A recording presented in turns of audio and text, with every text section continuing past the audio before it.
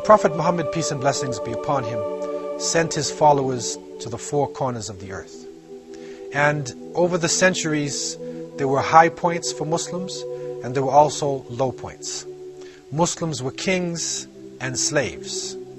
And in all different aspects of life, in different levels of testing, Muslims who practiced their faith were able to come to the surface, as followers of the greatest prophet who ever lived. It is reported in the European slavery that went across from the Atlantic that as many as 30% of the slaves who came from Africa into the Americas and were taken as political prisoners to the Western Hemisphere were Muslims. Many of these people are still revisiting their roots, and this is making Islam the fastest growing religion in the West. This is a very important topic. We need to go deep into what actually happened to the slaves to try to understand this phenomenon, because it is still influencing American society today.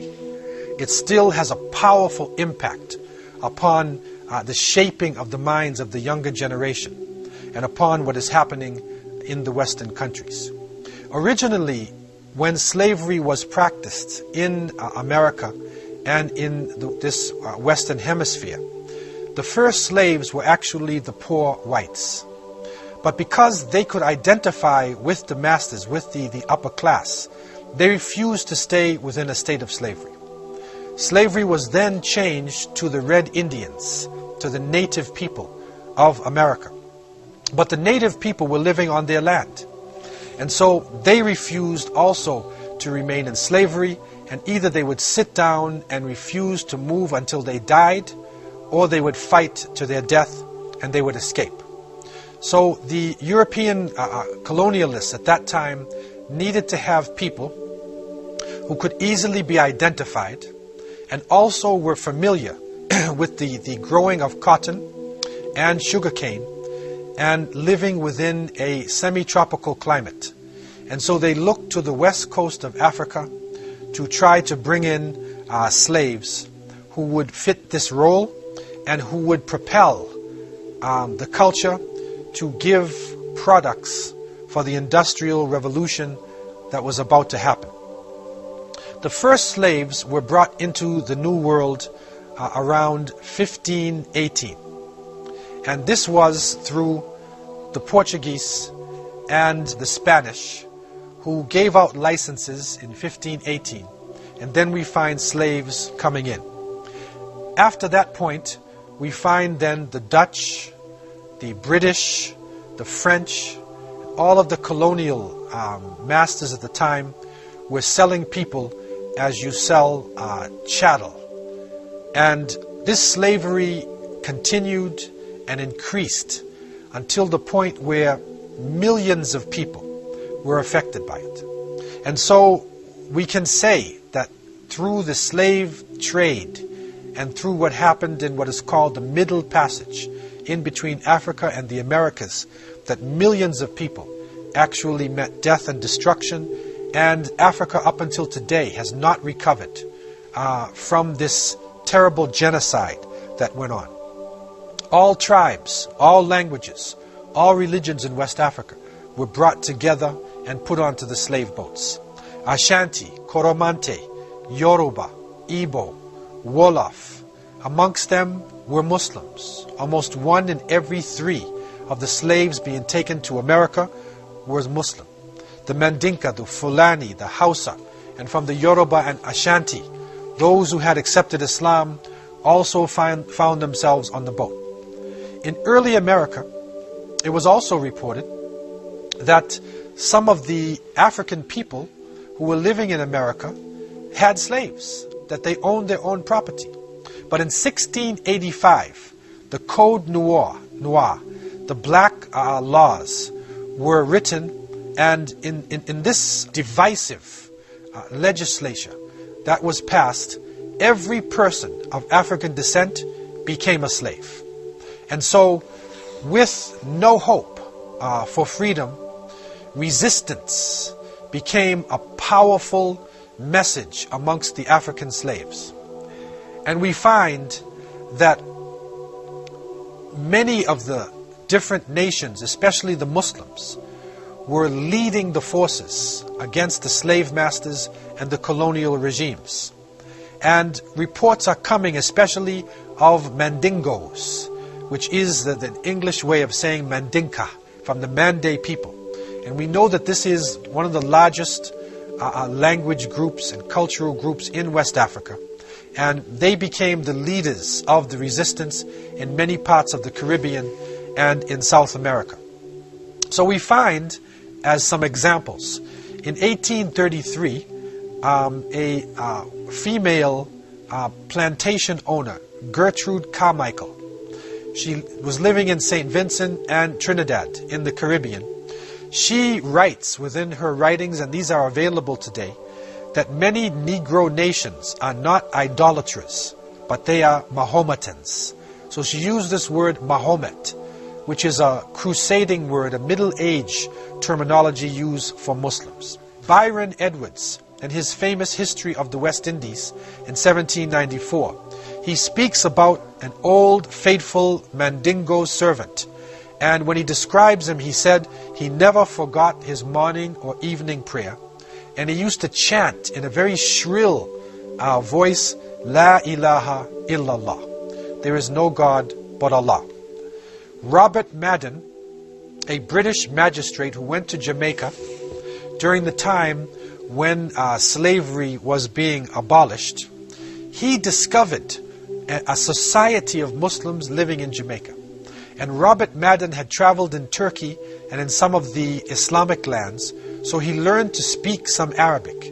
He knew how to greet Muslims and to open up a conversation in the Arabic language. So it is reported that he gathered together a group of the slaves who were about to be put into a higher level of life and to be manumitted from slavery. And he recognized something different about them. He could see that they were probably Muslims. So he greeted them in Arabic, and he said they would have recited the whole of the Quran if I did not tell them to be quiet. He also uncovered amongst them a wathiqa. He uncovered a document that was written in the Arabic language, and this wathiqa, or this document, became a very important piece, because what the document is speaking about, it is calling for jihad, and it becomes the basis of a great slave rebellion that happened in the years 1821 to 1822. Following this, we find that these Mandinka people are living throughout the Caribbean region. In Trinidad, the island of Trinidad, which is off the coast of South America, the Mandingo society is developed by the slaves, and this society is developed in order to free slaves, to take them out of bondage and to buy them, and to then allow them to live a free life. Also on the island of Cuba, there was a sizable population of Muslims. Again, Mandingo is a term which is being used for all of the Muslims. In Haiti, which is the French colony, known to be the first major revolution in the Western Hemisphere, between 1753 and 1757, one of the leaders of the great Haitian uprising was Macandal. And Macandal was a Muslim imam. He was a leader. He was a learned person. And he was part of the great revolution of Toussaint Louverture that happened in Haiti.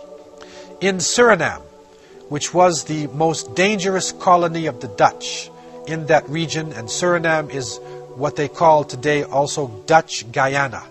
So it falls in South America.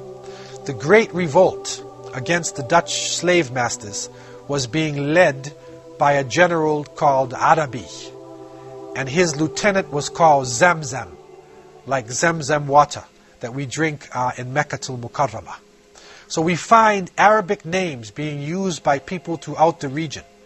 In the Bahamas, who are so famous today for the beautiful beaches, you find on the island of Exuma, you find writings that show a large population of people. And the writings show that these were followers of Mahomet. Now, we know that this is a middle-age crusading term that is being used to describe Muslims. So what they were actually saying is that on the island of Exuma, this large portion of the population were Muslims living in the Bahamas.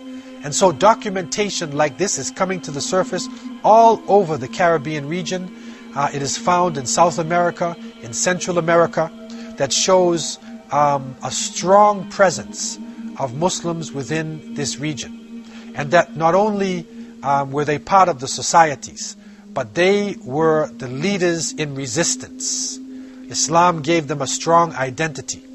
And so they resisted culturally, they resisted religiously, and it is reported that part of the system to break the slaves was not to allow them to practice their religions. And especially if the slave masters found somebody who prayed or who fasted in the month of Ramadan, that person would be tortured to death in front of the other slaves. If they found somebody who would not eat pork, or somebody who would refuse to be naked all the time, they would also torture that person. They broke up the families. They made the people change their language. They changed the names of the people from their original African names or from the names of Islamic origin, especially if the name was in Arabic. They made the people change their name, and by this they were able to water down the culture and to dissolve Islam into a large slave population. But the seeds of resistance remained in the people, and it is through these seeds that we are seeing people on these islands and these regions accepting Islam in the 21st century. It is reported by historians that the slavery period in America was one of the most brutal periods in the history of this planet.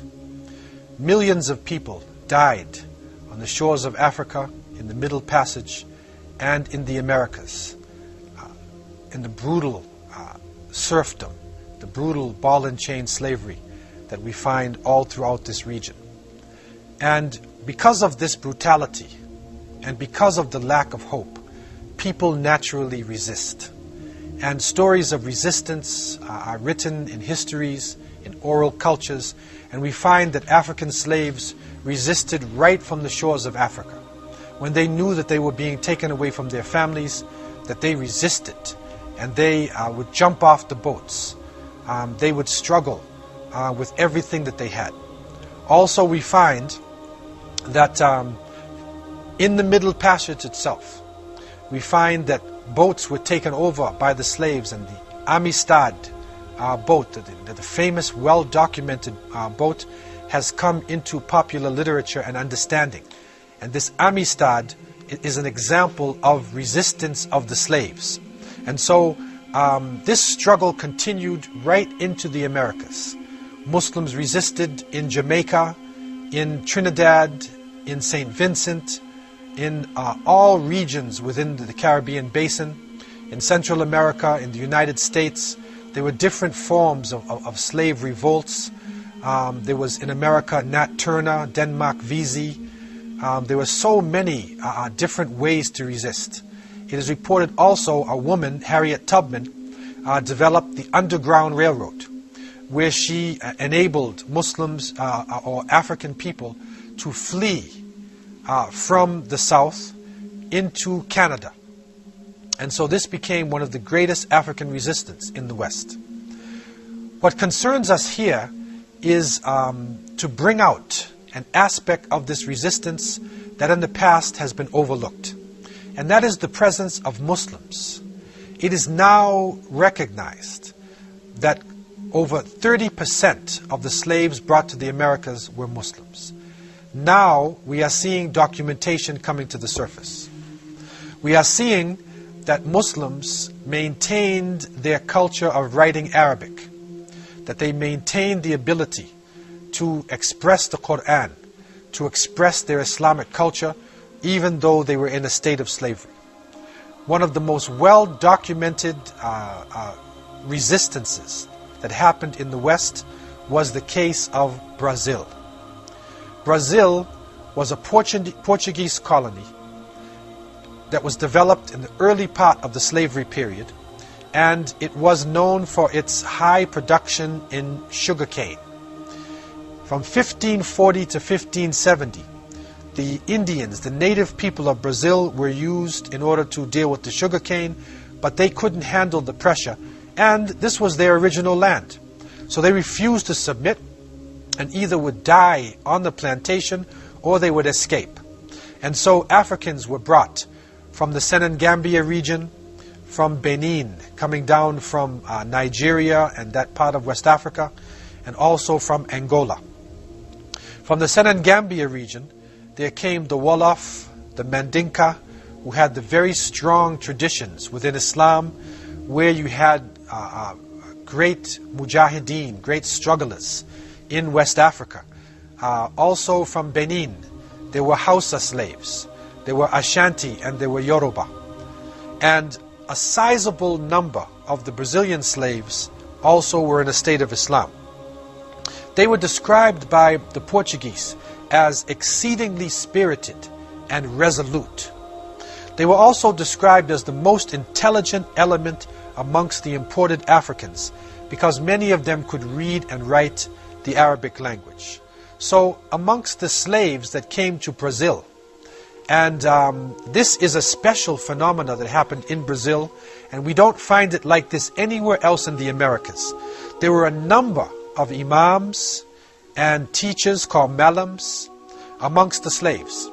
And so they were able to unite the tribes, and they were able to actually concentrate themselves into Islamic communities. The main section of the Muslim population in Brazil was a province called Bahia. And in the Bahia section, the Muslims were well known for their personalities and the way that they conducted themselves.